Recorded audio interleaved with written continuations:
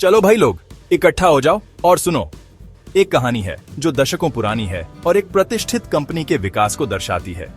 यह टाटा मोटर्स की कहानी है, एक भारतीय कंपनी जो सालों से देश के ऑटोमोटिव परिदृश्य को आकार दे रही है। उन्होंने 1947 में लोकोमोटिव बनाना शुरू किया। हाँ, वो बड़ी बड़ी ट्रेनें जो पटरियों पर चलती थीं। कुछ खास ग्लैमरस नहीं, लेकिन यह एक शुरुआत थी, एक साधारण शुरुआत जिसने कुछ बहुत बड़े की नींव रखी। शुरुआती दिन पूरी तरह से दृढ़ता और संकल्प के बारे में थे, जो भविष्य के नवाचारों के लिए मंच तैयार करते थे। फिर 1954 में कुछ दिलचस्प हुआ। टाटा ने अपने क्षितिज का विस्तार करने का फैसला किया। टाटा ने जर्मनों डेमलर बेंच के साथ टीम बनाई। आप जानते हैं, जो मर्सिडीज बनाते हैं। यह साझेदारी बहुत बड़ा बदलाव लेकर आई।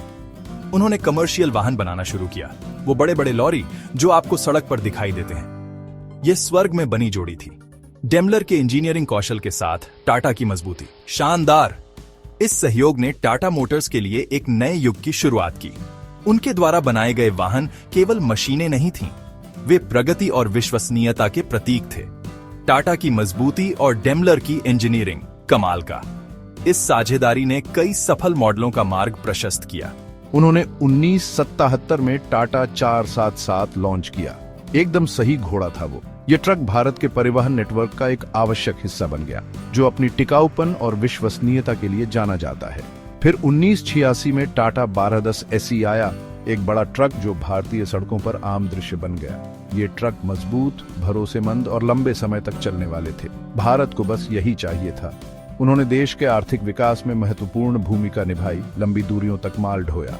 लोकोमोटिव से लेकर ट्रकों तक टाटा मोटर्स ने एक लंबा सफर तय किया है, लगातार विकसित हो रहा है और एक बढ़ते राष्ट्र की जरूरतों को पूरा करने के लिए अनुकूल बना रहा है। आज टाटा मोटर्स नवाचार, लचीलापन और प्रगति की भावना का प्रमाण है। उनकी यात्रा अभी खत्म नहीं हुई है और आगे की राह आशाजनक लग रही है। अब ट्रक बनाना बहुत अच्छा है। टाटा मोटर्स ने कमर्शियल वाहन क्षेत्र में एक विश्वसनीय नाम के रूप में खुद को स्थापित कर लिया था, लेकिन टाटा की बड़ी महत्वाकांक्षाएं थीं।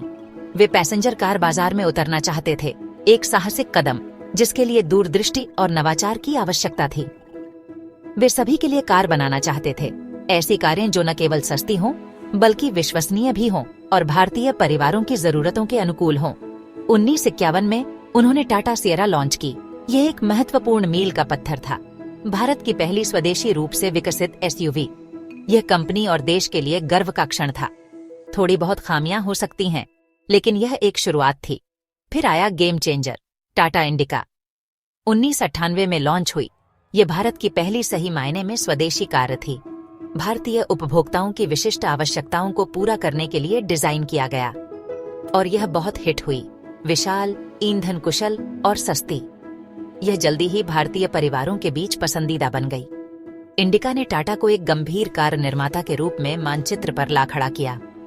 यह एक महत्वपूर्ण मोड़ था, जिसने पैसेंजर कार बाजार में नवाचार करने और प्रतिस्पर्धा करने के लिए टाटा की क्षमता का प्रदर्शन किया। उन्होंने टाटा एस्टेट के साथ स्टेशन वैगन बाजार में भी हाथ आजमाया। ये उनकी पेशकशों में विविधता लाने का एक प्रयास था। उनका सबसे अच्छा समय नहीं था वो। एस्टेट ने बाजार पर वैसा कब्जा नहीं किया जैसा उन्होंने उम्मीद की थी। लेकिन आप हर बार नहीं जीत सकते, है ना? हर उद्यम के अपने हिट और मिस होते हैं। महत्वपूर्ण बात यह है कि टाटा लहरें बना रहा था। वे सीख रहे थे, विकसित हो रहे थे और ऑटोमोटिव उद्योग में लगातार अपनी पहचान बना रहे थे।